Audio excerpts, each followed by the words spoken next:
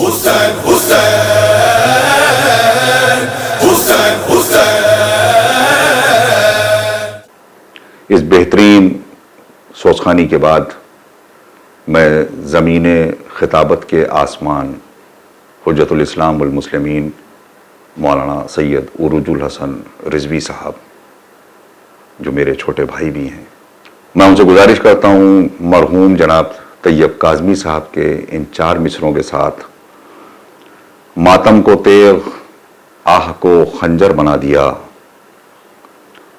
غم کو حفیظ مقصد سرور بنا دیا، اور ترتیب دے کے اشک عزائے حسین کو زینب نے پھر حسین کا لشکر بنا دیا۔ میں گزارش کر رہا ہوں جناب مولانا میثم صاحب قبلہ سے، جو یقینی طور پر میثم عصر کا مقام رکھتے ہیں، اور انہوں نے اپنے نام کی، اپنی خطابت سے، اپنے انداز بیان سے لہجہ آبشار میں سماعتوں کو سیراب کرنے کے لیے ایک بہترین انداز اختیار کیا۔ میں گزارش کر رہا ہوں کہ آپ ممبر پہ تشریف لائیں اور غمزدہ دلوں کو تسلیت و تعزیت پیش کریں۔ حسین حسین حسین حسین۔ لا حول ولا قوة الا باللہ العلی العظیم، حسبنا اللہ ونعم الوکیل، نعم المولا ونعم النصیر۔ اعوذ باللہ السمیع العلیم من الشیطان اللعین اللئیم الرجیم، بسم اللہ الرحمن الرحیم۔ الحمد للہ الذی جعل مقام شیعۃ الحق علیہ وصیرہم لخلیلہ ابراہیم فی ذلک الاسم سمیہ، والصلاة والسلام والتحیۃ والاکرام علی المبعوث بالحق نبیہ والمصطفیٰ بالرسالۃ نجیہ، العبد المؤید والرسول المسدد والنبی الممجد والمصطفى الامجد والمحمود الاحمد، سیدنا و مولانا و حبیب قلوبنا والطبیب نفوسنا والشفیع ذنوبنا، الملقب بالحبیب والمکنى بأبی القاسم محمد، اللہم صل علی محمد وآل محمد وآلہ الطیبین الطاہرین المعصومین، اعلام الورى ومصابیح الدجى وامان لأہل الثرى، الذین اذهب اللہ عنہم الرجس وطہرہم تطہیرا، اللہم صل علی محمد وآل محمد، واللعنة الدائمة الباقیة علی اعدائہم وقتلتہم وغاصبی حقوقہم من الآن الى قیام یوم الدین، اما بعد، فقد قال اللہ تبارک و تعالی فی القرآن المجید، بسم اللہ الرحمن الرحیم، انما یرید اللہ لیذہب عنکم الرجس اہل البیت ویطہرکم تطہیرا، اللہم صل علی محمد وآل محمد۔ آغاز بیان سے پہلے گزارش ہے کہ ایک بار سورہ فاتحہ اور 3 بار سورہ توحید کی تلاوت فرمائیں، اور جناب مرحوم و مغفور سید یاور حسین صاحب ابن جناب مرحوم و مغفور سید انور حسین صاحب کی روح کو ایصال فرما دیں۔ اللہم صل علی محمد وآل محمد۔ ناظرین محترم، جیسا کہ اعلانات اور اشتہارات کے توسط سے آپ کے علم میں ہے کہ یہ مجلس بعنوان برسی برائے ایصال ثواب جناب انور حسین صاحب منعقد کی گئی ہے۔ میں نے آیت تطہیر کو عنوان سخن قرار دیا، جس میں خداوند عالم اپنے بندوں میں ایک مخصوص گروہ ہے کہ جس کا قرآنی نام ہے اہل البیت. ان کے سلسلے میں اللہ ایک اعلان فرما رہا ہے، ایک حقیقت کا انکشاف کر رہا ہے اور اعلان فرما رہا ہے، اور اپنے ارادے کے حوالے سے اس امر کا اعلان کر رہا ہے کہ انما یرید اللہ،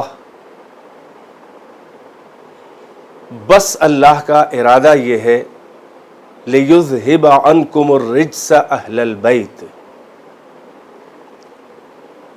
کہ اے اہل بیت آپ سے رجس کو دور رکھے. ابھی میں ترجمہ رجس کا نہیں کر رہا ہوں، رجس نجاست، ناپاکی، امپیورٹی، لیکن یہ ایک براڈ ٹرم ہے جس کو ابھی عرض کروں گا. تو کیا فرما رہا ہے خدا؟ اے اہل بیت، ایک مخصوص گروہ ہے کہ جس کا نام قرآن میں اللہ نے اہل البیت رکھا ہے. اہل البیت کے نام سے اللہ انہیں پہچانوا رہا ہے.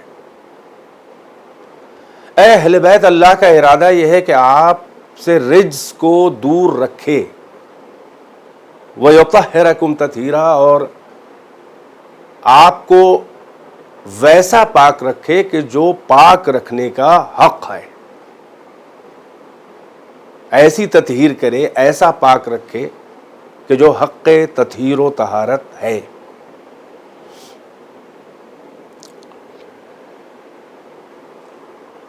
یہ آیہ کریمہ جسے آیہ تطہیر کے نام سے یاد کیا جاتا ہے،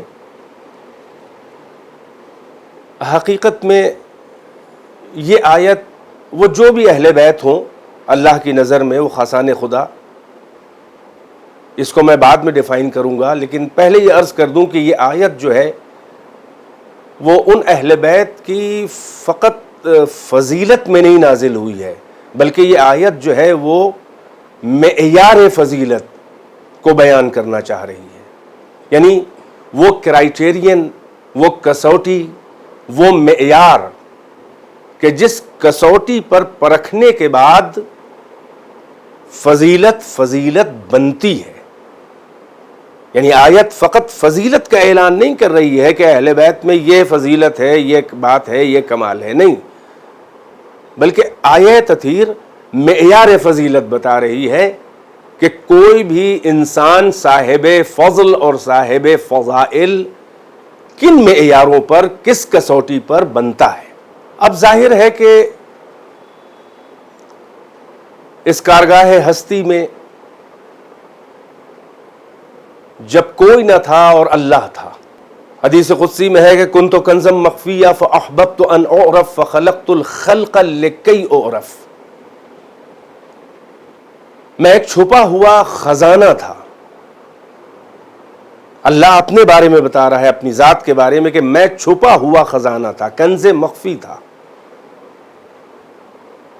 مگر میں اس کا ترجمہ یوں کرتا ہوں کہ میں جواہرات صفات کا ایک چھپا ہوا خزانہ تھا. کیونکہ خزانہ جو ہے وہ سنگریزوں کا نہیں ہوتا، ٹھیکروں کو نہیں ہوتا، بے قدر چیزوں کا نہیں ہوتا، کیونکہ اللہ جو ہے وہ صاحب صفات ہے، صاحب صفات جلال و جمال و کمال ہے. ہر صفت اس کے وجود میں اور اس کی ذات میں ہے، اور ہر صفت اس کی عین ذات ہے. ہماری طرح نہیں ہے کہ جیسے ہم صفات سے کورے ہیں اور بعد میں ہمارے اندر صفات آ جاتی ہیں، نہیں، بلکہ اللہ جو ہے اس کی ہر صفت عین ذات ہے. یعنی جو اللہ ہے وہی رحمان ہے، وہی رحیم ہے، وہی غفار ہے، وہی ستار ہے، وہی اول ہے، وہی آخر ہے، وہی ظاہر ہے، وہی باطن ہے، وہی محیی ہے، وہی ممیت ہے، وہی منعم ہے، وہی مخترع ہے، وہی مبدی ہے، وہی خالق ہے. تو یہ جتنے بھی اس کے صفات ہیں، حیات ہے کہ علم ہے کہ قدرت ہے، یہ سب عین ذات پروردگار ہیں. اور اللہ فرما رہا ہے کہ میں جواہرات صفات کا چھپا ہوا خزانہ تھا، فاحببت ان اعرف، تو مجھے محبت ہوئی، مجھے پسند آیا کہ میں پہچانا جاؤں. یعنی مجھے محبت ہوئی، مجھے پسند ہوا کہ میرے جواہرات صفات کی قدردانی ہو، معرفت ہو، پہچان ہو، تاکہ قدر ہو. فخلقت الخلق لکی اعرف، تو میں نے ایک مخلوق کو پیدا کیا پہلے پہل تاکہ میری معرفت ہو جائے، میری پہچان ہو جائے، میری حق قدردانی ہو جائے، میرے جواہرات صفات کی قدر سمجھ میں آئے. مگر جب اس نے اس کائنات کو پیدا کیا تو اب کون ہوگا کہ جو آئینہ صفات پروردگار، آئینہ انعکاس صفات کمال و صفات جمال و جلال پروردگار بن جائے. کیونکہ مشکل یہ ہے کہ اللہ اگر اپنی معرفت کروانا چاہے، اپنے کنز مخفی، اپنے چھپے ہوئے جواہرات صفات کی قدردانی اس کائنات کی مخلوق اور ان انٹلیکچول سے، ان سے کہ جن سے اللہ کو مطالبہ ہے کہ مجھے جانو، مجھے پہچانو، مجھے مانو، میری قدر کرو، کس وسیلے سے اللہ قدر کروائے اپنی؟ اس لیے کہ وہ ہے کہ نہ اپنی خلوت و تنہائی سے نکل کے کبھی بزم بشری میں آئے گا، نہ آیا، نہ چراغ رخ زیبا کا دیدار کرائے گا، نہ کرایا، اور نہ وہ دیکھنے کے لائق ہے، جسم و جسمانیت سے مبرہ ہے. کون اس کی کن ہو حقیقت تک پہنچ سکے؟ کون اس کے صفات تک کمند عقل ڈال سکے؟ کوئی پہنچ ہی نہیں سکتا کہ اس کو پہچانے. مگر مطالبہ یہی ہے اور شکوہ ہے، بلکہ یہی درد دل مشیت یہ ہے کہ ما قدر اللہ حق قدر ہی، ان بدذوقوں نے اللہ کی وہ قدر نہ کی کہ جو اس کا حق قدردانی تھا. ظاہر ہے کہ جو بالکل جانتا ہی نہ ہو کہ اللہ کچھ ہے، اس سے ناقدری کا شکوہ نہیں ہوتا. ناقدری کا شکوہ انہی سے کیا جاتا ہے جو تھوڑا بہت جان رہے ہوں اور جان چکے ہوں مگر قدردانی کا حق نہ ادا کر رہے ہوں، ناقدری کر رہے ہوں. اب قدر ہوگی تو کیسے ہوگی؟ ذات تو ہمارے سامنے نہیں آئے گی. ہاں صفات کے ذریعے قدر ہوتی ہے، انسان کی پہچان جو ہے وہ اس کے صفات کے ذریعے ہوتی ہے. اور یہ بھی طے ہے کہ صفات کے انعکاس اور اس کے ریفلیکشن کا آئینہ جو ہے وہ ذات ہی ہوتی ہے. بغیر ذات کے سامنے آئے صفات کی کا ریفلیکشن نہیں ہوتا، اس کا ظہور نہیں ہوتا ہے. تو ایک آئینہ ظہور چاہیے صفات کے لیے. مطالبہ یہ ہے کہ ہمیں جانو، ہمیں پہچانو، ہماری قدر کرو. مگر نہ ہم اسے دیکھ سکتے ہیں، نہ وہ آ سکتا ہے، نہ وہ آنے کے لائق کوئی وجود ہے کہ جسے ہم اپنے ہاتھ سے بصر، اپنے سینس آرگن سے، اپنے حواس خمسہ سے درک کر سکیں. اور وہ چاہتا ہے کہ تخلقوا باخلاق اللہ. فقط یہی نہیں کہ ہمارے صفات کی قدردانی کرو، بلکہ جذب کرو، اپنے وجود میں ابزارب کرو، جذب کرو ہمارے صفات، پھر منعکس کرو، ریفلیکٹ کرو. وہ چاہتا ہے تخلقوا باخلاق اللہ. یعنی حدیث ہے کہ اللہ فرما رہا ہے کہ اخلاق اللہ سے اپنے کو متخلق کرو، متصف کرو، سجاؤ. اللہ کے صفات سے اپنے کو آراستہ کرو. یعنی جو اس میں صفات ہیں وہ اپنے میں صفتیں تم پیدا کرو تاکہ تم بندہ خدا نما بن جاؤ. اس طرح سے صفات پروردگار کو اپنی ذات کے اندر، اپنے وجود کے اندر جذب اور منعکس کرو. اس طرح سے ابزارب اور ریفلیکٹ کرو کہ تم پر ہمارا دھوکہ ہونے لگے. تمہارے صفات دیکھ کر، تمہارا علم دیکھ کر ہمارا دھوکہ تم پہ ہو. تمہاری حیات دیکھ کر، تمہاری قدرت دیکھ کر، تمہارا حلم دیکھ کر، تمہاری رحمت دیکھ کر، تمہارا صبر دیکھ کر، تمہارے کمالات دیکھ کر، تمہارا اقتدار دیکھ کر اس کائنات میں کہ ہمارا تم پر دھوکہ ہونے لگے، تم بندہ خدا نما بن جاؤ. جب یہ کائنات دھوکہ ہمارا تم پر کھانے لگے تو اب یہ تمہارا کام ہے کہ ایک سجدہ کر کے بتا دینا کہ ہمارا اور تمہارا فرق کیا ہے. مگر اصل مرحلہ یہ ہے کہ ہم کو صفات پروردگار سے اپنے کو آراستہ کرنا ہے اور وہ اپنے صفات کو چاہتا ہے کہ ہمارے بندوں میں وہ منعکس ہوں. وجہ یہ ہے کہ اللہ کو نہ کسی سے اتنے ایکسپیکٹیشنز ہیں، نہ توقعات ہیں، اور نہ انسان کے علاوہ اللہ نے کسی کو اس مقصد کے لیے پیدا کیا ہے.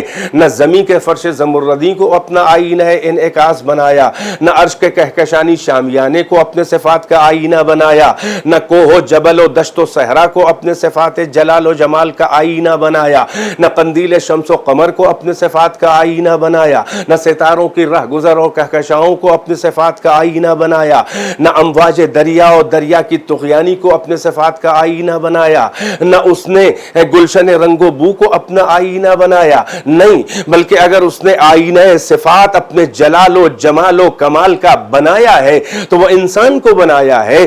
کسی بھی مخلوق کو اللہ نے اتنا محبوب نہیں پیدا کیا، اتنا پرفیکٹ نہیں پیدا کیا، اتنی توقعات کسی مخلوق سے نہیں ہے، مگر انسان کو اللہ نے کس کے لیے بنایا؟ یہ ساری کائنات اس نے اپنے لیے نہیں بنائی ہے. یہ قرآن کے اندر آیتیں موجود ہیں کہ اے انسان یہ سب ہم نے تیرے لیے بنایا ہے، تجھ تیرے لیے بنایا ہے، اپنے لیے نہیں بنایا ہے. یہ زمین اور آسمان تیرے لیے، یہ شمس و قمر کے چراغ تیرے لیے، یہ ستارے جو ٹمٹما رہے ہیں یہ تیرے لیے، یہ مرغان خوش الہان کی نغمہ سرائیاں تیرے لیے، یہ وحوش و طیور کی آوازیں تیرے لیے، یہ گلوں پہ نکھار تیرے لیے، یہ گلشن رنگ و بو تیرے لیے، یہ دریا کی روانی اور امواج کی طغیانی تیرے لیے، یہ ساحل سے موجیں جو سر پٹک رہی ہیں وہ حقیقت میں پس پردہ زنگاری چھپے ہوئے معشوق کا خراج بندگی پیش کر کے تیری عقل کو ٹہوکے دینے کے لیے کہ دیکھو ہم کس کا سجدہ کر رہے ہیں. خلاصہ یہ کہ یہ پوری کائنات اللہ نے انسان کے لیے بنائی ہے اور انسان کو اللہ نے اپنے لیے بنایا.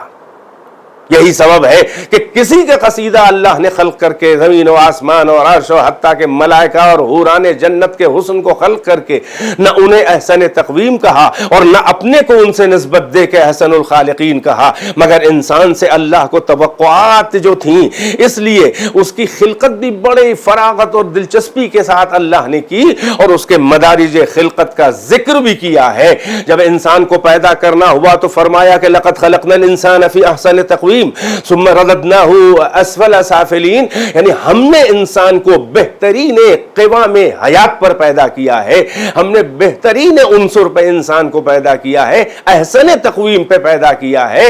اور جب پیدا کیا تو اس کے مراحل خلقت کا بڑی فراغت اور دلچسپی اور تفصیل کے ساتھ ذکر کیا کہ لقد خلقنا الانسان من سلالۃ من طین ثم جعلناہ نطفۃ فی قرار مکین فخلقنا النطفۃ علقۃ فخلقنا العلقۃ مضغة فخلقنا المضغة عظاما فكسونا العظام لحما ثم انشأناه خلقا آخر فتبارك الله احسن الخالقین. ہم نے انسان کو مٹی کے نطفے سے، مٹی کے جسٹ سے، مٹی کے ایبسٹریکٹ سے، مٹی کے جوہر سے، مٹی کے ایسنس سے انسان کو پیدا کیا. ثم جعلناہ نطفۃ فی قرار مکین، پھر ہم نے اس انسان کو، یہ مٹی کے جوہر کو ہم نے بشکل نطفہ اور ایک قطرے ناچیز و بے مایا ایک قرار مکین، ایک ایسی جگہ پہ رکھ دیا امانت کے طور پر. فخلقنا النطفۃ علقۃ، پھر ہم نے اس نطفے کو، اس قطرے ناچیز کو جمے ہوئے خون کے تھکے علقے میں ریفارم کر دیا، خلق کر دیا. فخلقنا العلقۃ مضغۃ، پھر ہم نے اس جمے ہوئے خون کے تھکے کو گوشت کے لوتھڑے میں تبدیل کر دیا. فخلقنا المضغۃ عظاما، پھر ہم نے اس گوشت کے لوتھڑے میں ہڈیوں کے باریک باریک جال بچھا دیے. فکسونا العظام لحما، پھر ہم نے ان ہڈیوں کے اوپر گوشت کی دبیز اور چادریں چڑھا دیں. پھر ہم نے ثم انشأناہ خلقا آخر، پھر ہم نے اس انسان کو ایک دوسری خلقت میں ڈال دیا، یعنی وہ نفخ روح ہے، وہ پیکر مادی سے وہ روح انسانی کو متصل کر دیا، جوڑ دیا. اور جب یہ آئینہ انعکاس صفات تیار ہو گیا تو اب اللہ جو ہے کہ فرما رہا ہے کہ فتبارک اللہ احسن الخالقین، با برکت ہے سب سے اچھا پیدا کرنے والا. یعنی آئینہ جب مکمل ہو گیا اور انعکاس صفات پروردگار کا اس آئینے میں ہونے لگا تو صناع ازل نے اپنا بھی قصیدہ پڑھا اور اس آئینہ انعکاس کا بھی قصیدہ پڑھا کہ بابرکت ہے سب سے اچھا پیدا کرنے والا، اس کا مطلب یہ ہے کہ فقط توقعات انسان سے ہیں، انسان کا وجود احسن تقویم، خالق جسے احسن تقویم کہہ رہا ہے اور خالق جسے پیدا کر کے اپنے کو احسن الخالقین کہہ رہا ہے، انسان کو پیدا کر کے، تو اب انسان سے توقعات کیا ہیں؟ کائنات سے وہ ایکسپیکٹیشنز نہیں ہے جو انسان سے ہیں، جو کائنات سے توقعات نہیں ہے وہ انسان سے ہیں۔ بار امانت انسان کے کندھوں پہ اللہ نے ڈالا ہے اور انسان کو اپنا آئینہ بنایا ہے، لہذا ساری کائنات عمل کرے، مگر انسان سے فقط سادہ سودہ عمل نہیں چاہیے، عام عمل نہیں چاہیے، جنرل عمل نہیں چاہیے، نارمل عمل نہیں چاہیے، بلکہ اس سے کیا عمل چاہیے؟ سورہ ملک میں فرما رہا ہے اللہ کہ تبارک الذی بیدہ الملک، بابرکت ہے وہ ذات کے جس کے قبضہ قدرت میں کائنات کا اقتدار اور حکومت ہے، الذی علی کل وہو علی کل شیء قدیر، اور وہ ہر شے پر قادر ہے، الذی خلق الموت والحیات لیبلوکم ایکم احسن عملا، یعنی وہ ہے کہ جس نے خلق کیا ہے تمہارے لیے موت کو اور حیات کو خلق کیا، کاہے کے لیے؟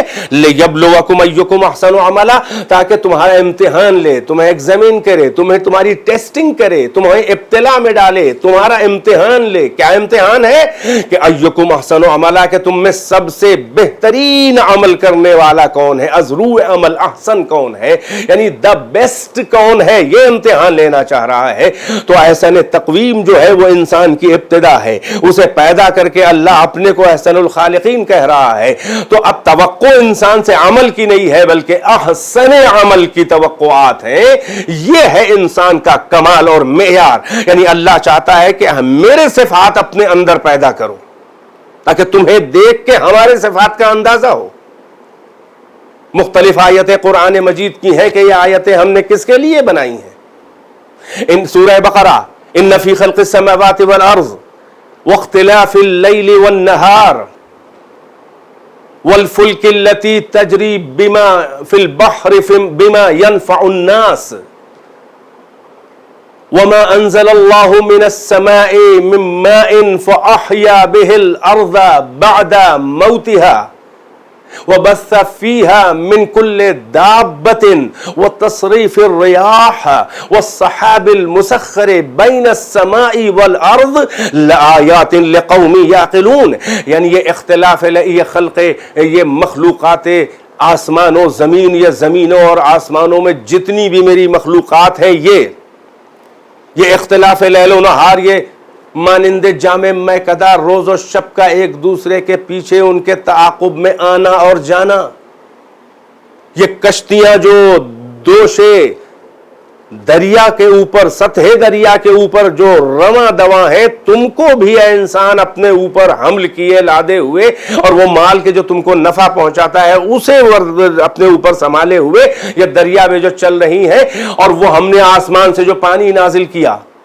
وہ تحت مزن عرش کے نیچے سے جو پانی ہم نے نازل کیا، تاکہ مردہ زمینوں کو پھر سے ابر رحمت کی بوندوں کا چھڑکاؤ کر کے مری ہوئی زمینوں کو پھر سے زندہ کرنا، اور خزاں کے بعد مژدہ بہار سنانے کے لیے،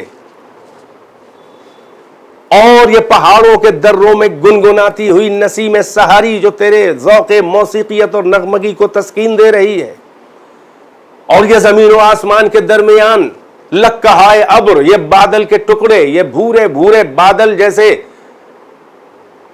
بے زنجیر کے ہاتھیوں کے لشکر دوش ہوا پہ سفر کر رہے ہیں، جو اپنے امانت دار کاندھوں پہ قطرات باران لیے ہوئے، پانی لیے ہوئے مستحق اور مردہ زمینوں کی تلاش میں ہیں۔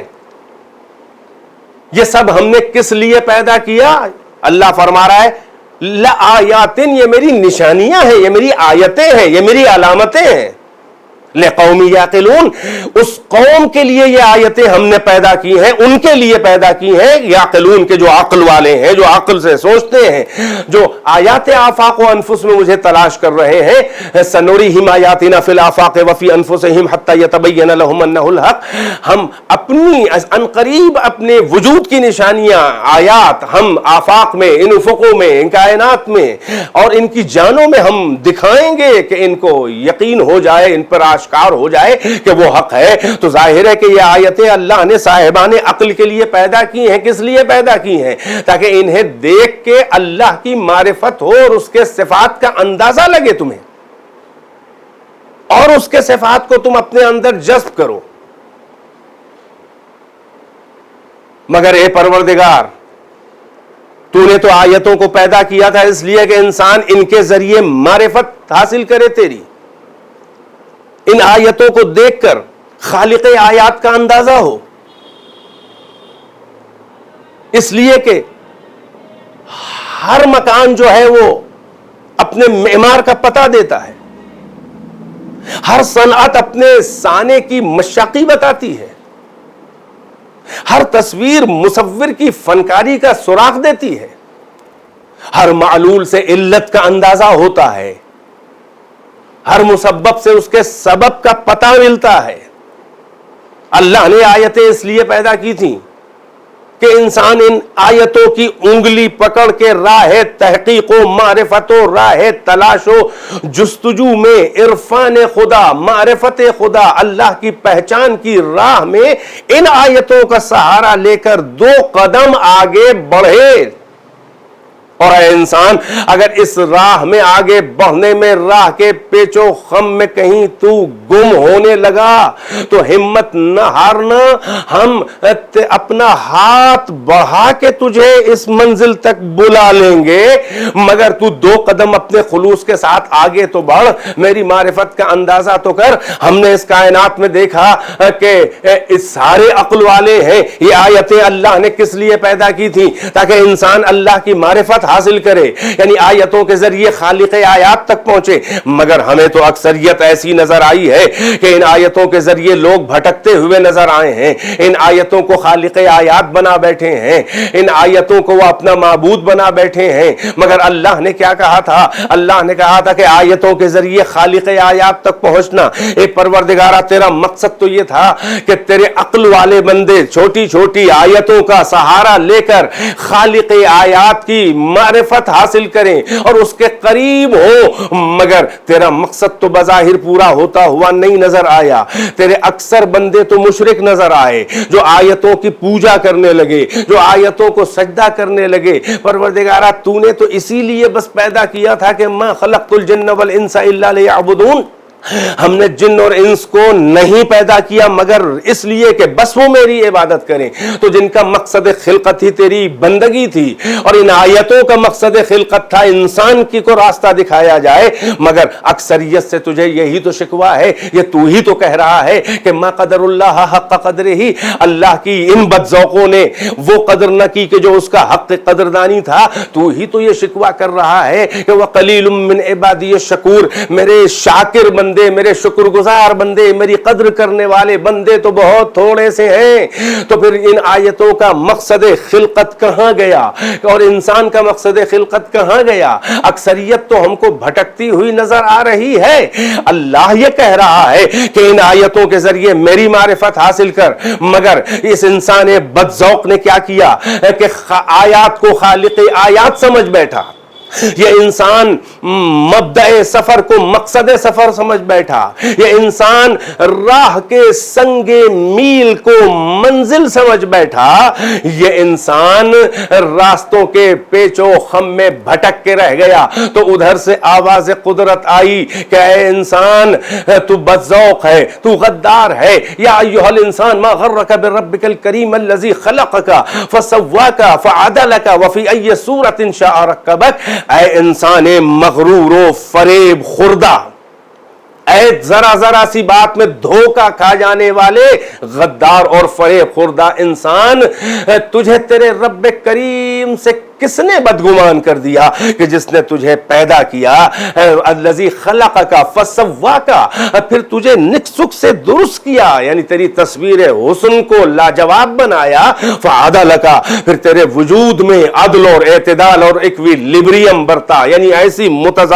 متوازن اور معتدل مخلوق تجھے بنایا، وفی ای صورت شاء رکبک، پھر جس صورت حسن میں چاہا تجھے ڈھال دیا۔ مگر قدرت یہی کہہ رہی ہے کہ کس نے تجھے تجھے بدگمان کر دیا۔ تو اے انسان تو یہ نہ سمجھ کہ فقط یہی آیتیں میرے پاس ہیں، یہ چھوٹی آیتیں تو تیری ٹیسٹنگ کے لیے میں نے پیدا کی تھی کہ تو ان کے ذریعے راہ معرفت میں آگے بڑھ، مگر ایسا نہیں ہے کہ میرے خزانے قدرت میں اتمام حجت کی کمی ہے۔ میں نے کچھ بڑی آیتیں اسی دن کے لیے بچا کے رکھی ہیں، میں نے اسی لیے کچھ آیتیں بڑی بچا کے رکھی ہیں کہ تو ان آیتوں کو خالق سمجھ بیٹھا، تو انہیں سجدہ کر بیٹھا، تو دیکھ میرا اتمام حجت، جا تو سورج کو سجدہ کر، میری ایک بڑی آیت، میری حجت تیری شکل بشر میں آئے گی کہ تیرے ڈوبے ہوئے معبود سورج کو اپنی انگشت شہادت کے اشارے سے واپس کر کے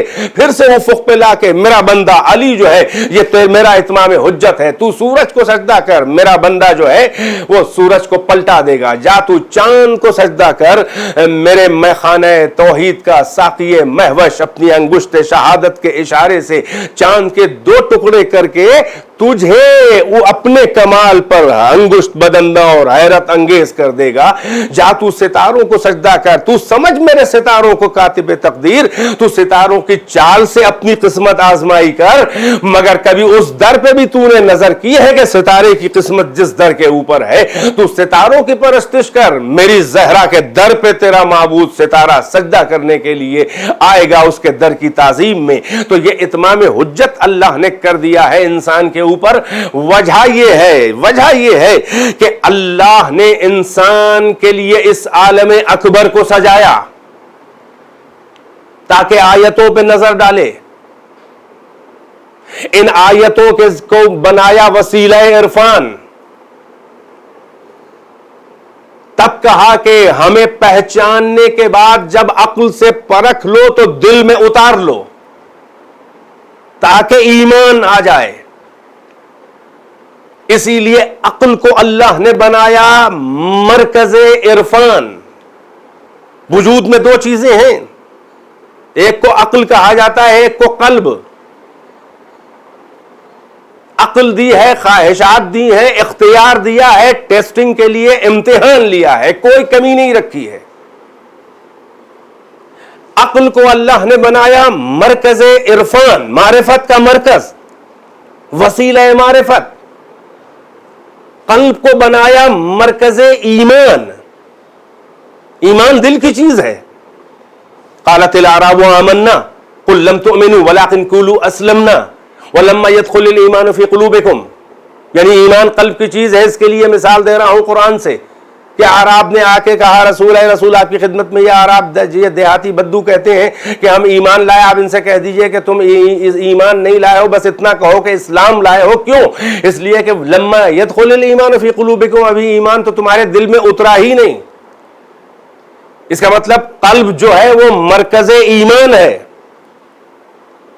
عقل کو اللہ نے بنایا مرکز عرفان، قلب کو بنایا مرکز ایمان۔ یہاں سے پہلے غور کر لو، لقوم یعقلون، یہ آیتیں ہم نے عقل والوں کے لیے بنائی ہے۔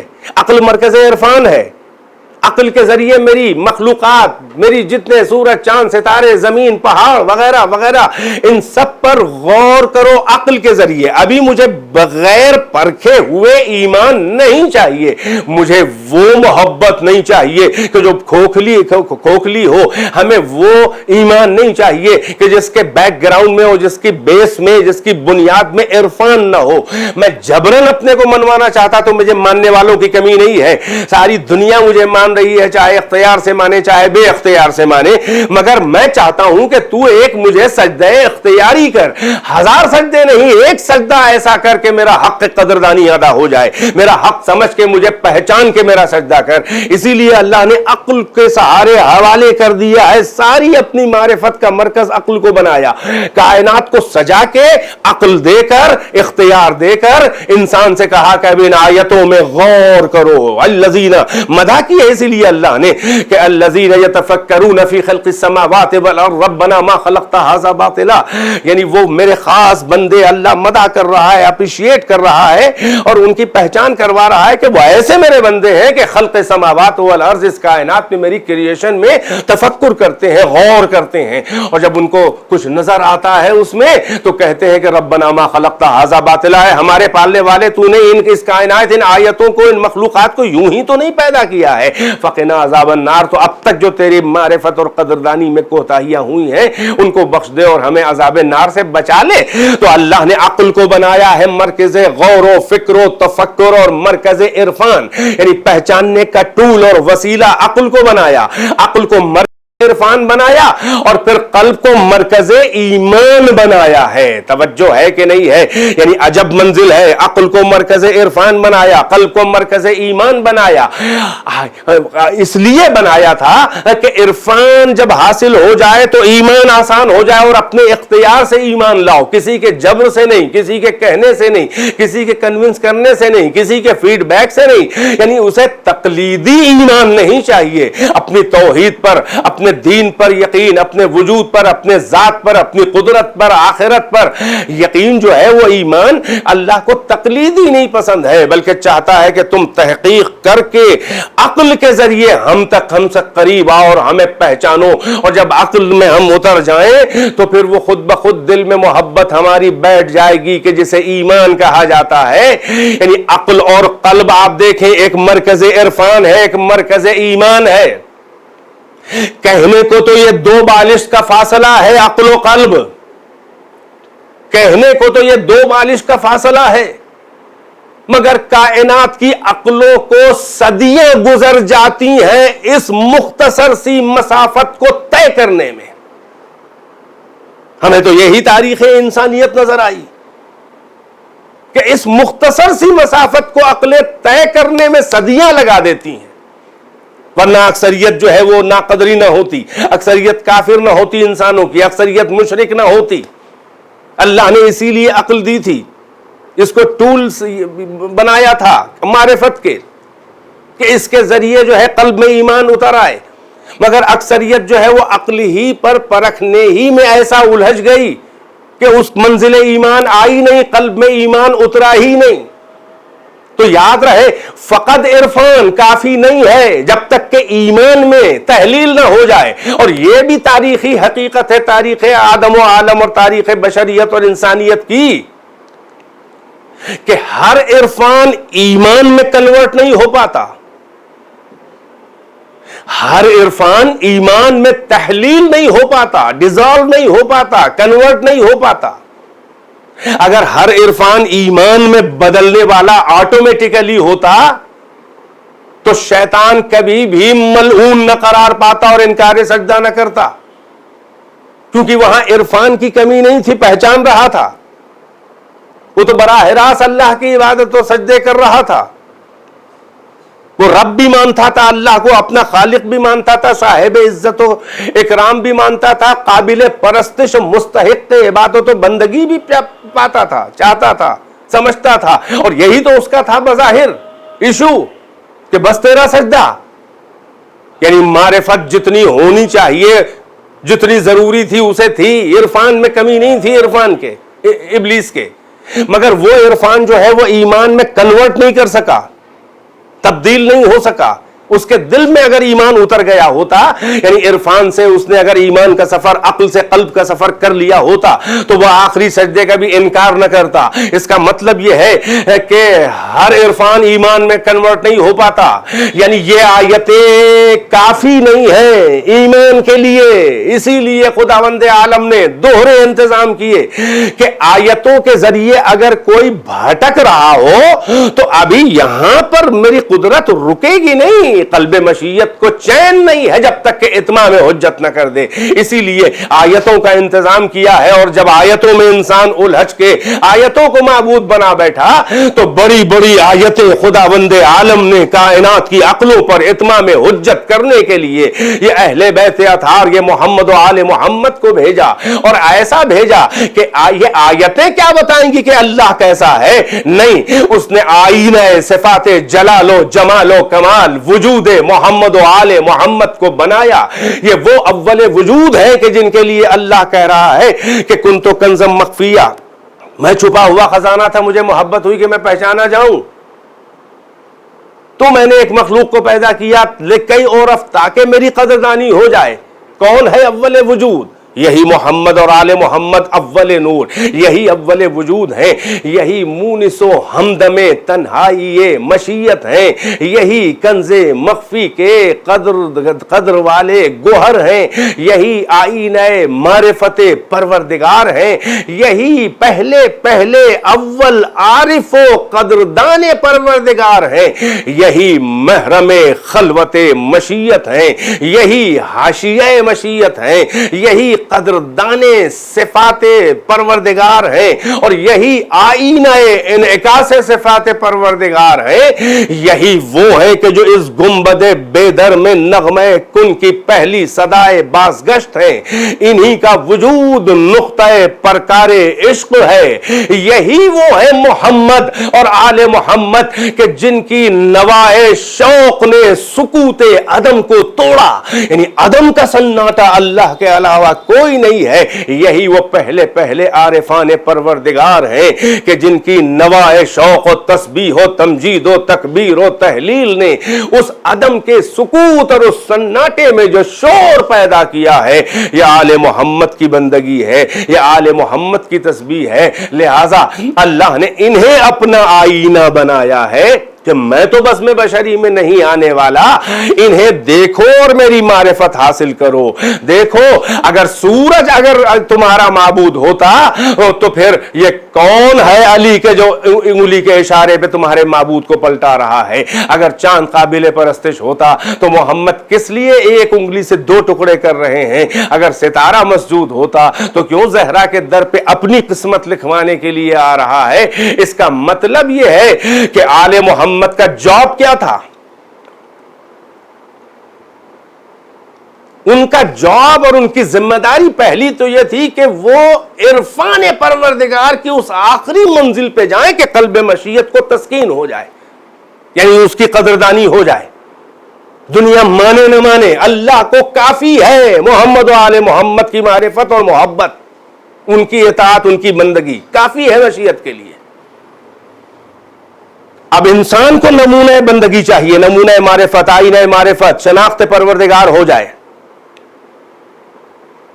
تو کمال ان کا یہ ہے, اور عقیدہ توحید اور دین خدا پر احسان محمد و آل محمد یہ ہے کہ شکل بشر میں اللہ والے کام دکھا کر, اللہ کے اذن اور اللہ کی قدرت سے شکل بشر میں اللہ والے بڑے بڑے خارق العادہ کام کہ جس سے کائنات عاجز ہے, انسان عاجز ہے, وہ کام دکھا کر باطل کے آستان پہ جو انسان کی عقلیں جو ہیں ان کے ناخون گڑے ہوئے ہیں, وہ اپنے کمالات اور اپنی عصمت اور اپنی بے عیبی سے ان کو جھنجھوڑ کر اور باطل کے آستانوں سے انسانوں کی عقلوں کو اکھاڑ کر وہ اپنی طرف لے کر آئیں, اپنی طرف جذب کریں, اپنے کردار اور اپنے بے عیبی اور اپنے کمالات کو, اپنی قدرت اور اقتدار اور اپنے اخلاق کو اور اپنے علم اور اپنے صفات کو دکھا کر دوسرے کے دروں سے, باطل کے دروں سے انسان کی عقلوں کو اکھاڑ کر جب اپنے قریب لے آئیں تو یہاں پر لا کے ٹھہرائیں نہیں, کیونکہ منزل آل محمد کہتے ہیں ہم نہیں ہیں, منزل کوئی اور ہے, جہاں سے آئے ہو وہاں تک لے جانا ہے. نہ براہ راست اس منزل سے اللہ کے قریب سے براہ راست ڈائریکٹ آئے ہو نہ جاؤ گے, بلکہ وسیلے سے جن کے آئے ہو انہی کے وسیلے سے جاؤ گے. لہذا ان کا کام, ان کی ذمہ داری یہ ہے کہ عقلوں کو اپنی طرف جذب کر کے ٹھہرائیں نہیں, بلکہ اپنے کمالات دکھا کے جب دنیا کی عقلیں سمجھے کہ یہی معبود ہے, یہ تو سورج چاند ستارے سب سے اوپر ہے, ساری کائنات ان کا کہنا مان رہی ہے, ان کی بندگی میں لگ رہی ہے, تو جب کائنات کی عقلیں ان کے کمالات کو دیکھ کر جب حیران ہونے لگے تو ان کی ذمہ داری یہ ہے کہ ہر بڑا بڑا کام اللہ والے کام دکھا کر یہ خود فوراً سجدے میں گر جاتے تھے کہ کوئی یہ نہ سمجھے کہ ہم مسجود ہیں, بلکہ وہ مسجود ہے کہ جس کا ہمارے جیسے انسان بھی سجدہ کر رہے ہیں. یہ ہے کمال اہل بیت, اور یہ ہے اہل بیت کی ذمہ داری, یہ ان کا جاب ہے جو وہ کرنے کے لیے آئے تھے. اس کا مطلب یہ ہے کہ ڈائریکٹ اللہ تک نہ کوئی پہنچ سکا ہے نہ پہنچ پائے گا. آیتوں کے سہارے اندازہ ہوا کہ کوئی ہے, مگر آیتیں چھوٹی یہ نہ بتا پائیں کہ ہے تو کیسا ہے. محمد و آل محمد نے یہ بھی بتایا کہ وہ ہے، اور ہے تو کیسا ہے. یعنی میرے صفات دیکھو اور اندازہ لگا لو کہ ہم بھی جس کے بندے ہیں اور جو ہمارا خالق ہے جس کا ہم سجدہ کر رہے ہیں وہ کیسا ہوگا. جب ہمارا علم ایسا ہے تو اس کا علم کیسا ہوگا. جب ہماری قدرت ایسی ہے تو وہ کتنا بڑا قادر ہوگا جو ہمارا بھی خالق ہے. اس کا مطلب یہ ہے کہ کوئی لاکھ کلمہ توحید پڑھے، تکمیل عقیدہ توحید نہیں ہے جب تک وسیلہ محمد و آل محمد نہ ہو، کیونکہ یہ صفات پروردگار کا آئینہ ہے. اسی کا اعلان کرنے کے لیے اللہ نے آیہ تطہیر میں ان کی پہچان کرائی ہے. بس بات کو تمام کر رہا ہوں کہ انما یرید اللہ لیذھب عنکم الرجس اہل البیت ویطہرکم تطہیرا. اے اہل بیت، اللہ کا ارادہ ہے کہ آپ کو سے رجس کو دور رکھے اور ایسا پاک رکھے کہ جو پاک رکھنے کا حق ہے. یعنی یہ آیت جو ہے وہ آل محمد کے مثبت صفات اور پازیٹیو ایٹریبیوٹس نہیں بیان کر رہی ہے، بلکہ یہ آیت یہ بتا رہی ہے کہ آل محمد اہل بیت میں کوئی نیگیٹیوٹی نہیں تھی، ان میں کوئی منفی صفت نہیں تھی. لیذھب عنکم الرجس، اور الرجس کا مطلب جتنی بھی نیگیٹو چیزیں ہیں، وہ کفر ہو کہ شرک ہو کہ نفاق ہو کہ گناہان کبیرہ ہو کہ گناہان صغیرہ ہو، وہ جتنی بھی نیگیٹو چیزیں، نیگیٹو ایٹریبیوٹس ہیں، اللہ کہہ رہا ہے لیذھب، آپ سے ان کو ہم نے دور رکھا. اللہ کا ارادہ یہ ہے کہ دور رکھے اور ایسا پاک رکھے کہ جیسا پاک رکھنے کا حق ہے. اس کے مطلب آیت تطہیر فقط یہ نہیں بتا رہی ہے کہ اہل بیت بہت اچھے تھے، بلکہ آیت تطہیر یہ بتا رہی ہے کہ بہت اچھے ہونے کے ساتھ ساتھ ان میں کوئی کمی نہیں ہے، کوئی عیب نہیں ہے. کیونکہ اللہ اپنا آئینہ جن کو بنائے گا ان میں عیب نہ ہوگا، کیونکہ اصل میں عیب نہیں ہے تو آئینہ بھی بے عیب ہونا چاہیے. یعنی آل محمد کی یہ پہچان نہیں ہے کہ وہ بڑے اچھے تھے. آل محمد کی کم سے کم پہچان یہ ہے کہ ان میں کوئی کمی نہیں تھی، کوئی عیب نہیں تھا، کوئی نیگیٹیوٹی نہیں تھی، کوئی کمی نہیں تھی، کوئی خرابی نہیں تھی. یہ آیت تطہیر بتانا چاہ رہی ہے. ظاہر ہے اس مختصر سے بیان میں مکمل آیت کے اوپر گفتگو نہیں ہو سکتی ہے، فقط یہ تاثر دینا چاہ رہا تھا کہ ہم کو اچھے بننے کا شوق خالی نہیں ہونا چاہیے، بلکہ ہمیں کوشش کرنا چاہیے کہ ہم میں برائیاں نہ ہو، کم سے کم برائیاں ہو، برائیوں کو اپنے سے دور کریں. اس لیے کہ انسان کی شخصیت کا معیار اور اعتبار جو ہے وہ اچھائیوں سے نہیں ہوتا بلکہ برائیاں نہ ہونے سے ہوتا ہے. شخصیت وہ معتبر ہوتی ہے کہ جو بے عیب ہو، جس میں کمیاں نہ ہو، جس میں عیوب نہ ہو، جس میں نیگیٹیوٹی نہ ہو، جس میں خرابیاں نہ ہو، جس میں نیگیٹو ایٹریبیوٹس نہ ہو. تو آل محمد جو ہے ظاہر ہے کہ اچھے صفات سے انسان اچھا تو بن جاتا ہے مگر معتبر نہیں بن پاتا ہے. مگر جب اس میں عیب نہیں ہوتے تو وہ معتبر بن جاتا ہے، سماج میں معتبر بن جاتا ہے.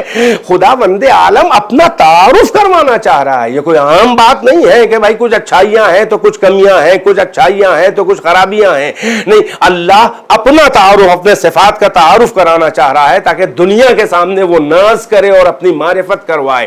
تو جو آئینہ ہو اللہ کے صفات کی پہچان کا، معرفت کا، اس بے عیب کے آئینے کو بھی بے عیب ہونا چاہیے. ورنہ جو آئینہ عرفان اور آئینہ معرفت ہوگا، جو آئینہ شناخت کے لیے ہوگا، اگر اس میں عیب ہوگا تو پھر وہ عیب دار تصویر دکھائے گا اور عیب دار تعارف کرائے گا. اسی لیے یہ آیہ تطہیر جو ہے وہ اہل بیت کی عصمت مطلقہ کے لیے ہے. یعنی یہ ایبسولوٹ انفیلیبل ہے. عصمت کا مطلب انفیلیبلٹی، بے عیب، بے گناہ ہونا، اور یہ عصمت مطلقہ ہے. یعنی تصور بھی جو گناہ کا نہ کرے، جن کے ترک اولا بھی نہ ہو. ایبسولوٹ انفیلیبل ہے اہل بیت. اور وہ کون ہیں؟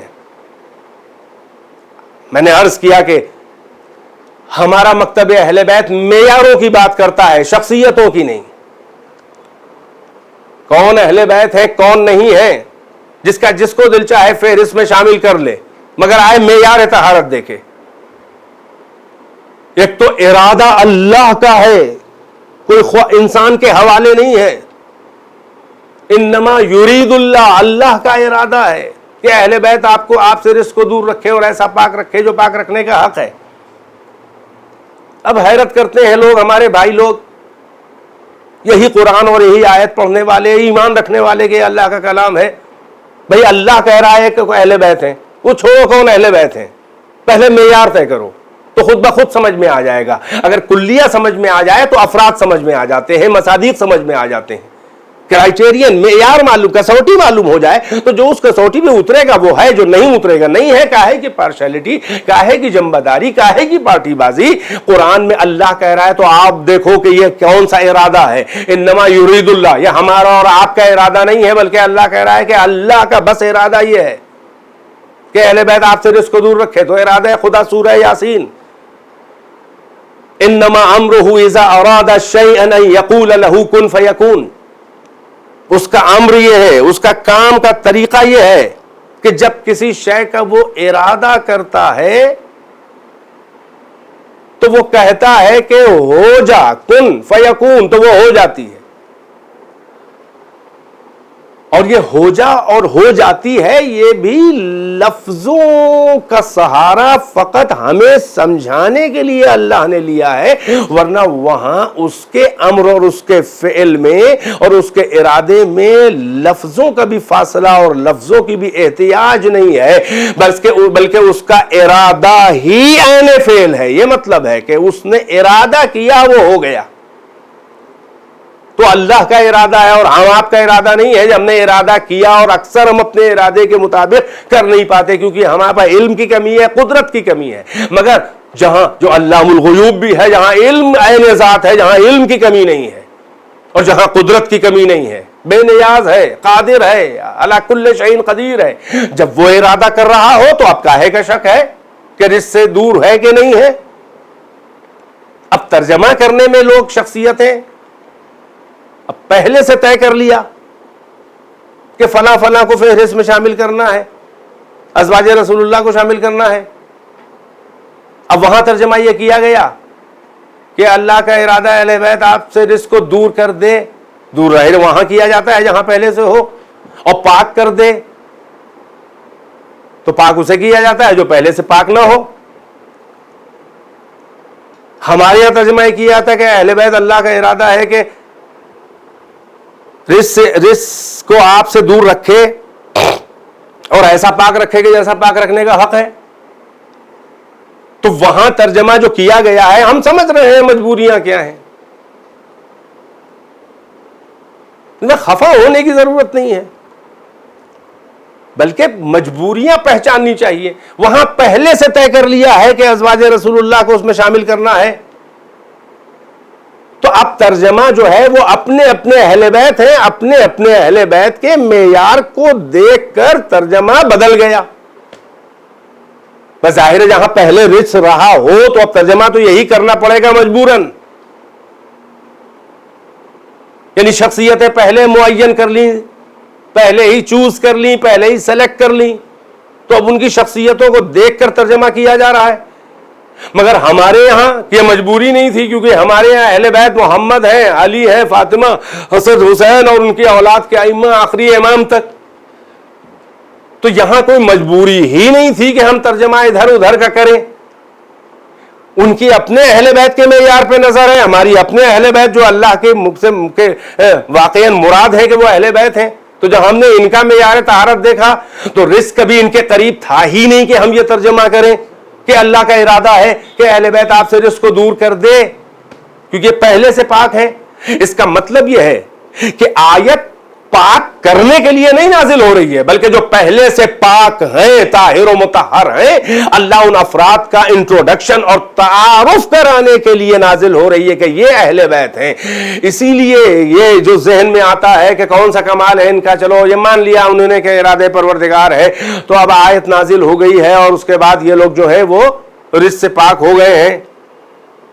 تو یہی ثابت ہے کہ کون لوگ، بھائی آیت کے نازل ہونے سے پہلے جو بھی حالات و حرکتیں ہوں، آیت کے نازل ہونے کے بعد تو کم سے کم گناہ نہیں ہونے چاہیے. مگر جن افراد سے آیتوں کے بعد بھی نافرمانی پروردگار ہوئی ہے، وہ اہل بیت میں نازل شامل ہی نہیں ہے ہو سکتے، اس لیے کہ آیت کا کوئی تو اثر، ارادہ پروردگار کا کوئی تو اثر ان کی ذات و شخصیت، ان کے کردار میں نظر آتا. اس کا مطلب یہ ہے کہ آیت کسی کو پاک کرنے نہیں آئی ہے، جو پہلے سے پاک ہے ان کی پاکی کا اعلان کرنے اور ان کا تعارف کرانے کے لیے آئی ہے۔ اسی لیے یہ آیت جو ہے اس میں ارادہ تشریعی نہیں ہے بلکہ تکوینی ہے، یعنی یہ کہ یہ عصمت مطلقہ، یہ ایبسولوٹ انفیلیبلٹی جو اہل بیت کی ہے اس کے اعلان کے لیے آئی ہے۔ اب ذہن میں یہ آ سکتا ہے کہ کمال اہل بیت کا کیا ہے؟ جب اللہ کا ارادہ ہے کہ پاک کر دے تو اللہ نے کر دیا، تو ہم کہیں گے کہ انسان فاعل مختار ہے، انسان گناہ اپنے اختیار سے کرتا ہے، انسان بندگی اپنے اختیار سے کرتا ہے، انسان ایمان اپنے اختیار سے لاتا ہے، اللہ کو انسان کفر و شرک اپنے اختیار سے کرتا ہے۔ یہ ساری آیتیں جو میں نے تمہید میں آدھا گھنٹہ آپ کے سامنے سنائی ہیں کہ عقل والوں کو عقلوں کو ٹہوکا دے رہا ہے، تفکر کو اپریشیٹ کر رہا ہے، آیتیں پیدا کی ہیں تاکہ عرفان کے بعد ایمان کی منزل آئے، عقل سے لے کر قلب تک کا سفر انسان کرے، ساری اختیار ہی کی تو باتیں ہیں۔ تو جب انسان کو اختیار ہے تو اگر وہ مومن، اگر وہ کافر ہے، مشرک ہے، گناہگار ہے تو اپنے اختیار سے ہے، اور اگر وہ مومن ہے، متقی، پرہیزگار، حتیٰ کہ معصوم ہے تو اپنے اختیار سے ہے۔ فرشتوں کی عصمت جبری ہے، ان کو گناہ کا اختیار نہیں ہے کیونکہ اللہ نے شہوت نہیں دی ہے، اختیار نہیں دیا، فقط عقل دی ہے۔ حیوان کو عقل نہیں دی ہے، خواہشات دیے ہیں، لہذا اس کو بھی اختیار نہیں ہے، اس کا بھی امتحان نہیں۔ نہ فرشتوں کا امتحان ہے، نہ حیوان کا امتحان ہے، انسان کا امتحان ہے۔ عقل بھی ہے، خواہشات بھی ہے، خوب و بد کی تمیز بھی دی ہے، اور اختیار دے کے ٹیسٹنگ کی ہے۔ ٹیسٹنگ کہہ رہا ہے، امتحان ٹیسٹنگ بغیر اختیار کے نہیں ہوتی ہے۔ تو جب انسان فاعل مختار ہے، تو جب مومن و کافر اور گناہگار اور بدکار اپنے اختیار سے ہی ایسا بنتا ہے، تو پھر انسان مومن اور متقی اور پرہیزگار اور حتیٰ کہ معصوم بھی اپنے اختیار سے بنتا ہے۔ یہی فرق ہے ملک اور انسان کی عصمت میں۔ فرشتوں کی عصمت جبری ہے، انسان کی عصمت جو ہے وہ اختیاری ہے۔ اب ایک بات کا جواب اور بات تمام۔ کوئی کہے کہ اہل بیت کا کمال کیا ہے؟ اللہ نے کہہ دیا ہے اور اس کے علم میں ہے، اس کا ارادہ ہے، اللہ نے کہہ دیا ہے کہ یہ لوگ معصوم ہیں، تو ان کا اس میں کام ہی کیا رہ گیا؟ اللہ کو علم تھا اور علم خدا کے خلاف ہو نہیں سکتا، تو پھر نہ کسی مومن کا کوئی، نہ کسی کافر اور مشرک کا کوئی گناہ ہونا چاہیے، کیونکہ علم خدا میں تو تھا کہ یہ کفر کرے گا اور علم کے خلاف ہو نہیں سکتا، لہذا کافر نکل گیا۔ یہی اشاعرہ، میں کیا عرض کروں، یہ کتابوں میں بڑی بڑی بحثیں ہیں کہ علم خدا میں تھا تو علم خدا کے خلاف ہو نہیں سکتا، لہذا وہ تو مجبور ہو گیا، کافر اور مشرک اور گناہگار۔ ایسے ہی مومن و متقی اور معصوم، علم خدا میں تھا کہ یہ گناہ نہیں کرے گا، علم خدا میں تھا کہ یہ ایمان لائے گا، اور علم کے خلاف نہیں ہو سکتا۔ تو بھائی ذرا سا تو عقل سے کام لیں۔ جب اس کا کوئی اختیار ہی نہیں ہے تو اللہ یہ جنت و جہنم اور ڈرانے اور دھمکانے اور وعدہ اور نظارت و بشارت، یہ دھمکیاں دینا اور یہ اپریشیٹ کرنا اور یہ انکریج کرنا اور یہ وعدے بڑے بڑے کرنا، یہ کاہے کے لیے ہے اگر اختیار نہیں ہے؟ تو بس ایک جملہ کہوں، اور بہت اہم ہے یہ جوانوں، جہاں جہاں ذہن آواز میری جا رہی ہو، سن رہے ہوں، اس کو ذہن میں رکھنا کہ یہ اہل بیت کے بارے میں کہنا کہ ان کی عصمت جو ہے وہ ان میں کوئی ان کا کمال نہیں ہے کیونکہ اللہ نے ارادہ کیا ہے، تو یہ تو فاعل مختار ہیں، پہلی بات۔ دوسری بات یہ ہے کہ کہتے ہیں کہ علم خدا میں تھا کہ وہ معصوم ہوں گے، لہٰذا جب علم خدا میں تھا تو علم کے خلاف ہو نہیں سکتا، لہٰذا ان سے گناہ ہی نہیں ہو سکتا تھا کیونکہ اللہ کے علم کے خلاف ہوگا نہیں۔ تو اب ہم کہتے ہیں ایسا نہیں ہے، بلکہ حقیقت آپ یہ کیوں نہیں مان لیتے کہ علم خدا میں تھا کہ یہ لوگ گناہ نہیں کریں گے، مگر علم خدا میں یہ بھی ساتھ میں تھا کہ یہ لوگ اپنے اختیار سے گناہ نہیں کریں گے۔ یعنی علم ہی کی بنیاد پہ کہا جا رہا ہے نا کہ اب ان کا اختیار کہاں رہ گیا؟ تو علم خدا میں فقط یہی نہیں تھا کہ وہ گناہ نہیں کریں گے، بلکہ علم خدا میں یہ بھی پہلے سے تھا کہ وہ اپنے اختیار سے گناہ نہیں کریں گے، یعنی یہ کہ مجبور ہو کر نہیں بے گناہ ہوں گے، بلکہ علم خدا میں تھا کہ وہ اپنے اختیار سے معصوم ہوں گے، اپنے اختیار سے کفر و شرک و نفاق اور گناہ و بے حیائیوں سے اور تمام نیگیٹیوٹی اور نیگیٹو ایٹریبیوٹس اور تمام خرابیوں اور عیوب سے اپنے اختیار سے وہ ان کے قریب نہ جائیں گے، یہ بھی علم خدا میں تھا، اور بقور آپ کے علم خدا کے خلاف ہو نہیں سکتا۔ علم خدا میں تھا کہ وہ اپنے اختیار سے بے گناہ ہوں گے، لہذا ان کی عصمت جو ہے وہ اختیاری ہے، وہ بے اختیاری نہیں ہے۔ بس عزیزو باتیں تمام کر رہا ہوں تو یہی وہ اہل بیت اطہار ہیں کہ جو آئینہ صفات پروردگار ہیں، یہی وہ ہیں کہ جو اللہ کی پہچان ہے۔ یہی سبب ہے کہ دنیا سجدے کرتی ہے اور بندگی کرتی ہے تو وہ خود معتبر ہو جاتی ہے، مگر آل محمد جب سجدے اور بندگی کرتے ہیں تو توحید کو اعتبار دیتے ہیں، دین خدا کو اعتبار دیتے ہیں، اللہ کے دین کو بقا اور حیات و زندگی دیتے ہیں، اور وہ اللہ کی شناخت اور اللہ کی پہچان ہے۔ یہی سبب ہے کہ ان کی معرفت کے بغیر اللہ کی معرفت نہیں، ان پر ایمان اللہ پر ایمان، ان کی معرفت اللہ کی معرفت، ان سے محبت اللہ سے محبت، سب قرآن کی آیتیں ہیں۔ ان کی اطاعت اللہ کی اطاعت ہے۔ من یطع الرسول فقد اطاع اللہ، جو رسول کی اطاعت کرے اس نے اللہ ہی کی اطاعت کی ہے۔ اطیعوا اللہ واطیعوا الرسول اولی الامر منکم، یا ائمہ اولی الامر، ان کی اطاعت اللہ کی اطاعت۔ ان کنتم تحبون اللہ فاتبعونی، ان سے کہیے کہ تمہیں اگر اللہ سے محبت ہے تو میرا اتباع کرو، جو بکم اللہ، اللہ تم سے محبت کرے گا۔ اور محبت اہل بیت ہی اجر رسالت اسی لیے ہے کہ اللہ کی توحید و رسالت، عقیدہ رسالت و عقیدہ معاد و دین و اسلام و شریعت اور قرآن و نماز و روزہ سب پہ عمل کر لو، یہ رسالت ہے۔ مگر اس کا اجر کیا مانگا جا رہا ہے؟ اللہ ہی نے کہا قل، کہہ دیجئے لا اسألکم علیہ اجرا الا المودۃ فی القربى، ہم تم سے اس رسالت کی محنتوں کا اجر بس مانگتے ہیں یہ کہ قربہ سے محبت کرو۔ اور ان قربہ میں کون ہے؟ یہی اہل بیت اطہار ہیں، جس میں فاطمہ زہرا سب سے آگے ہیں۔ لہذا دین جو ہے وہ حقیقت میں دین جو ہے وہ محمد و آل محمد سے محبت، ان کی ولایت، ان کی اطاعت، ان کے اختیار میں اپنے اختیار کو ملا دینا، اور اپنے قطرہ وجود کو ان کے وجود کے بحر ناپیدا کنار میں ضم کر دینا، یہ ہے حقیقت میں ہمارا فرض اور یہ ہے ہمارا مقصد خلقت۔ یہی سبب ہے کہ جن کے طفیل میں ہمارا وجود ہے، ہم سے کہا ان کی محبت میں مر جاؤ، یہی لے کر آئے تھے، انہی کے حوالے کر دو، یعنی کہ ان کی محبت میں اسی لیے مر جانا جو ہے وہ شہادت ہے، یعنی اپنے قطرہ وجود کو حیات و بقا اور اعتبار دینے کے لیے بحر ناپیدا کنارے عظمت آل محمد میں اپنے قطرہ وجود کو ضم کر دو، یعنی ان کے آگے سرنڈر ہو جاؤ، ان کے قدموں پہ ان کی محبت میں جان دے دو۔ تو اللہ کہتا ہے کہ من مات علی حب آل محمد مات شہیدا، جو آل محمد کی محبت میں مر جائے وہ شہید مرا۔ یہ ہے فلسفہ شہادت، یعنی وجود اللہ نے دیا ہے، قدموں پہ ان کی محبت میں اس وجود جان نکلے، ان کے حوالے کر دو، سرنڈر ہو جاؤ، ضم ہو جاؤ، سپرد کر دو اپنے کو ان کے حوالے۔ یہ ہے شہادت کا درجہ۔ سجدے اللہ کے، بندگی اللہ کی ہے، سبمیشن ان کی بارگاہ میں ہے، یعنی ان کی جب تک مہر نہ لگ جائے نامہ اعمال کے اوپر تب تک کہ اللہ بندگی نہیں قبول کرتا۔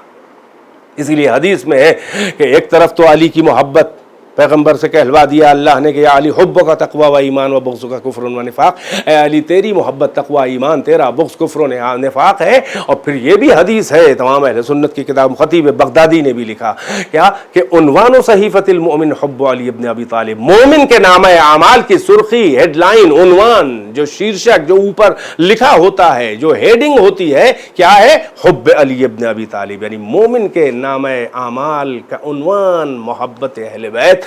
محبت اہل بیت جب اوپر لکھی ہوگی تو پھر بعد کے نامہ اعمال کی باتوں سے گزرنا آسان ہوگا۔ بس عزیزو، یہ وہ ہستیاں ہیں کہ جن کی محبت میں جان دے دینا اجر شہادت ہے۔ ہاں عزادارو، یہ کتنے بڑے اللہ کے بندے ہیں کہ اتنے معتبر بندے ہیں اللہ کے، اتنے معتبر بندے ہیں کہ بس یہ نہ سجدہ کرتے تو ان کا سجدہ کیا جاتا۔ اسی لیے ہمارے یہاں جو مرتا ہے وہ اجر شہادت پاتا ہے، اور اس کی حیات برزخی ہے، حیات معنوی ہے، دیدار ائمہ ہوتا ہے۔ اسی لیے ہم ایصال ثواب کرتے ہیں، یہ رزق معنوی ہے ایصال ثواب. یہ مجلسیں، یہ ذکر اہل بیت، اللہ اور رسول اور قرآن کی تلاوت وغیرہ، اور یہ غریبوں کی امداد کرنا، صدقہ خیرات، راہ خدا میں انفاق، یہ سب مرحومین کے لیے ایصال ہے. سوال کا ایصال، ثواب بھیجتے ہیں، یہ رصد ہے ان کی حیات برزخی میں، یہ رزق معنوی ہے. اور رزق وہیں اسی کو دیا جاتا ہے کہ جو زندہ ہو، جو حیات ہو. اور محبت اہل بیت میں مرنے والا کیونکہ بمنزل شہید ہے، لہٰذا اس کی ایک حیات برزخی ہے کہ جو دیدار محمد و آل محمد بھی کرتے ہیں. بس عزیزو، بات کو ختم کر رہا ہوں. ان کی بندگی یہ ہے کہ جب یہ سجدہ کر لیں تو کائنات لرزنے لگتی ہے اور وہی علامت توحید بن جاتے ہیں. ایک مرد مومن کی ایصال ثواب کی مجلس ہے. ہاں دیکھیں ان کے سجدے کتنے معتبر ہیں کہ علی کعبے میں آئے ہیں تاکہ اللہ کی پہچان ہو جائے اور کوئی مجھے رب نہ سمجھ بیٹھے میرے کمالات دیکھ کر. تو کعبے ہی سے ولادت اللہ نے وہیں بھیجا ہے کہ اللہ پیدا نہیں ہوتا، لم یلد ولم یولد. اور گئے ہیں تو مسجد کوفہ میں ضربت سر پہ لگی ہے، یعنی اللہ کے گھر سے آئے اور اللہ کے گھر سے گئے ہیں. نہ ولادت چھپاتے بنے، نہ شہادت چھپاتے بنے. اور ہم یہ جشن کرتے ہیں جو علی کی ولادت یا علی کی شہادت کی مجلس، یہ سالانہ ہمارا اعلان توحید ہے کہ ہم علی کو اللہ نہیں بندہ خدا مانتے ہیں. اس لیے کہ اگر اللہ مانتے ہوتے تو نہ جشن ولادت کرتے، نہ مجلس شہادت کرتے. ہاں عزیزو، یہ آل محمد آئے ہی تھے اپنے کو برباد کر کے دین خدا کو آباد کرنے کے لیے. ہاں ابھی رمضان گزرا ہے، یہی سبب ہے کہ جب سر پہ ضربت علی کے لگی ہے تو کیا کہا؟ فزت ورب الکعبہ، رب کعبہ کی قسم میں کامیاب ہو گیا. ہاں عزادارو، یہ صدیقہ طاہرہ پسلیاں ٹوٹ گئی ہیں مگر آئینے کے انعکاس اور جلا میں کمی نہیں پیدا ہو سکی. وہ امۃ اللہ الکبریٰ، ہاں وہ حسن ہے، وہ حسین ہے، یہ اہل بیت اطہار. حقیقت میں یہ اہل بیت آئے ہی اسی لیے تھے. اسی لیے حدیث پیغمبر سے بھی ہے اور تمام کئی ائمہ سے ہے ایک لہجے میں کہ ما منا الا مقتول او مسموم، ہم میں کا ہر ایک یا مقتول ہے یا مسموم ہے، یعنی سب شہید ہیں، راہ خدا میں قتل کیے گئے ہیں، یا تلوار کے ذریعے موت سرخ یا زہر کے ذریعے ہم کو مارا گیا ہے. ہر ایک جو ہے وہ کوئی بھی فزیکل ڈیتھ نہیں آئی ہے کسی کو، کوئی طبیعی موت نہیں ہے، ہر ایک شہید ہے. یہ کیسا خاندان ہے کہ جس میں کوئی ایک بھی ایسا نہ ہے نہیں ہے کہ جو قتل سے بچ سکا ہو. یہ اولاد زہرا ہے، یہ زہرا کے باپ بھی شہید مسموم ہیں، یہ زہرا کا شوہر ہے کہ سر پہ ضربت لگی ہے، یہ زہرا ہے کہ پسلیاں ٹوٹ گئی ہیں، یہ حسن ہے زہرا کا بیٹا کہ جگر کے ٹکڑے تشت میں اگل رہا ہے زہر کھا کر. اور کربلا میں تو پورا خاندان رسالت، خاندان زہرا تباہ و برباد، چمن رسالت تاراج ہو گیا. ہاں عزادارو، اکثر یہ ایصال ثواب کی مجلسیں ہوتی ہیں، عموماً یہی ہوتا ہے کہ بچے جو ہیں وہ باپ کو کاندھا بیٹے دیتے ہیں. ہاں خوش قسمت ہیں وہ والدین کہ جن کو ان کی اولاد کا کاندھا مل جائے. خوش قسمت ہیں وہ والدین کہ جن کو ان کی اولاد کا سہارا و منزل آخر تک پہنچا دیں. ہاں عزادارو، مگر کربلا میں تو عجب نظام تھا. کربلا میں حسین، بیٹے بھی حسین کے ہیں، بیٹیاں بھی حسین کی ہیں. ہر رخ سے امتحان ہے حسین کا. دو بیٹے ہیں، ایک کو ہاتھ پہ تیر لگا، ایک تین بیٹے کربلا میں ہیں، دو شہید ہوئے ہیں، مگر عجب امتحان طرفین سے ہے. یعنی ہر جذبے کی کسک کربلا کے میدان میں موجود ہے. ہر رخ سے حسین کا امتحان ہے کہ ایک بیٹے کو تیر لگا اور پشت خیمہ پہ دفنایا حسین نے اپنے ہاتھوں سے. ایک بیٹا وہ ہے کہ جس کا جنازہ حسین اٹھا کے چلے مگر اٹھا نہیں پا رہے تھے. اور ایک بیٹا وہ ہے جو اپنے بوڑھے باپ کا جنازہ اٹھا نہ سکا. مجھ سے فرمائش ایک بیٹے نے کی ہے کہ آپ مجلس پڑھ دیں. میں ان کی تسکین کے لیے، بیٹیاں بھی اور بیٹے سب کی تسکین، گھر والوں کی تسکین کے لیے، مرحوم کی زوجہ بیوہ کی تسکین کے لیے اور تمام اہل خاندان و چاہنے والوں کی تسکین کے لیے کہوں گا کہ یہ آ کے دیکھو کہ یہ عجب خاندان ہے. کربلا کے میدان میں جو حسین امتحان دے رہے ہیں، یہاں پر کوئی غم ایسا نہیں ہے کہ جو اپنے پیک اور اپنی معراج پر نہ ہو. یعنی ہر غم کا مداوا میدان کربلا میں ہے. حسین جوانوں کے جنازے اٹھا رہے ہیں. چاہیے تو یہ تھا, ہونا تو یہ چاہیے تھا کہ اکبر اور سجاد حسین کا جنازہ اٹھاتے, مگر اکبر کا جنازہ حسین کو اٹھانا پڑا. مگر سجاد کا امتحان عجب تھا کہ 11 محرم کو جب قتل گاہ میں لاشوں کے درمیان سے یہ قافلہ قید اور اسیر کر کے بے مقنع چادر بیویاں اور زنجیروں میں سجاد جکڑے گزارا گیا تو سجاد کی روح نکلی جا رہی تھی. جنازے دیکھ کر بابا کا جنازہ زینب نے تو اپنے کو گرا دیا, مگر سجاد بے حس و حرکت بیٹھے. جناب زینب کہتی ہیں میں نے دیکھا کہ سجاد کو کوئی حرکت نہیں, اپنے ناقے پہ یوں ہی بیٹھے ہیں. تو قریب آ کے دیکھا تو چہرہ زرد ہے. زانو پہ ہاتھ رکھ کے کہا یا بنیا ما اورا تجون نفسک, اے میرے لال کیا دیکھ رہی ہوں, تو اپنی جان دے رہا ہے, تیری روح نکل رہی ہے.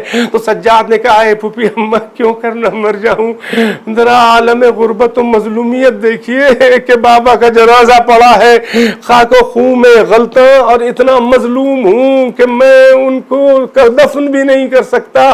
آپ کے سر پہ پھوپھی ردا بھی تو نہیں ہے کہ میں اس چادر کو بابا کے جنازے پہ دن کی دھوپ رات کی اوس اڑا سکوں. ہاں زینب نے تسلی دی کہ میرے لال ارے گھبرا نہیں. دیکھا سجاد کی زندگی خطرے میں ہے. اپنے جذبے اور اپنے وفور غم کو ضبط کیا, آنسوؤں کو روکا, کہا بابا بیٹا میں نے بابا نانا اور اماں سے سنا ہے کہ یہ جنگل جنگل نہ رہے گا, یہ بھیا یہ غریبوں کی قبریں بنے گی, یہ جنازہ یوں ہی بابا کا تیرے نہیں پڑا رہے گا, قبر بنے گی, عالی شان مزار بنے گا, شہر بھیا کا شہر کربلا آباد ہوگا, دور دور سے ہمارے زائرین بھیا کی قبر کسی وقت خالی نہ رہے گی, ہر وقت زیارت گاہ شیعوں کی عزاداروں کی بنی رہے گی. اے میرے لال یہ امتحان ہے, صبر کر. سجاد کی زندگی تو زینب نے سہارا دے کے سنبھال لی, مگر جب حسین کے ٹکڑے ٹکڑے لاشیں پہ نظر پڑی تو بھتیجے کو سنبھالنے والی اپنے کو نہ سنبھال سکی. مدینے کا رخ کیا, یا جدہ صلی علیک ملیک السماء وہذا حسین مرمل بالدماء مقطع الاعضاء. نانا آپ پر تو بادشاہ آسمان نے درود پڑھا اور نماز پڑھی. اے میرے نانا یہ آپ کا حسین ہے جو خاک و خون میں غلطاں اور ہر عضو بدن ٹکڑے ٹکڑے ہے.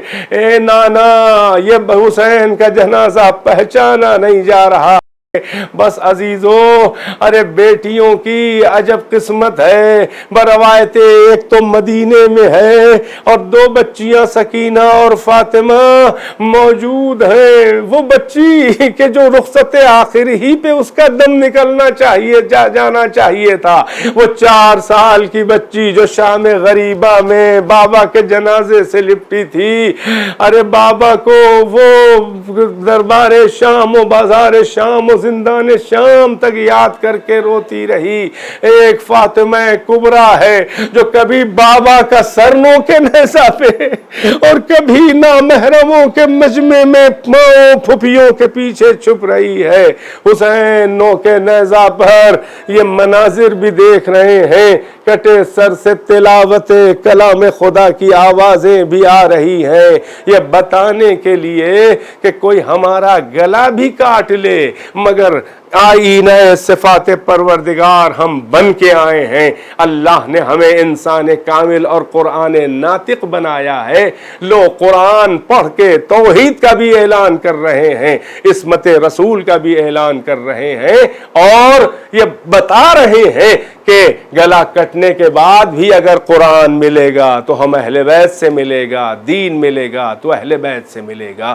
یہی سبب ہے کہ آج جو سچا اور وفادار مسلمان ہے وہ جب بھی اسلام اور ایمان اور دین اور قرآن اور شریعت کی باتیں اور اس پہ عمل کرتا ہے, وہ آل محمد کے احسان کو ضرور یاد کرتا ہے کہ جنہوں نے اپنی قیمتی زندگیاں قربان کر کے دین خدا کو بقا بخش دی, اور ہمارے لیے کتنا آسان ہو گیا اللہ کی معرفت اور اس کے دین پہ عمل کر کے ایمان کے اوپر زندگی بھر قائم رہنا. وآخر دعوانا ان الحمد للہ رب العالمین ربنا تقبل منا انک انت السمیع العلیم بنبیہ وآلہ الاطہار اللہم عجل فی فرج مولانا صاحب الزمان۔ آخر میں ایک بار اور سورہ فاتحہ کی گزارش ہے کہ اس کی تلاوت فرما کے اس کا ثواب اور اس مجلس فضائل و مصائب اہل بیت اطہار کا ثواب جناب مرحوم و مغفور یاور حسین صاحب ابن جناب مرحوم و مغفور انور حسین صاحب کی روح کو ایصال فرما دیا۔ حسین حسین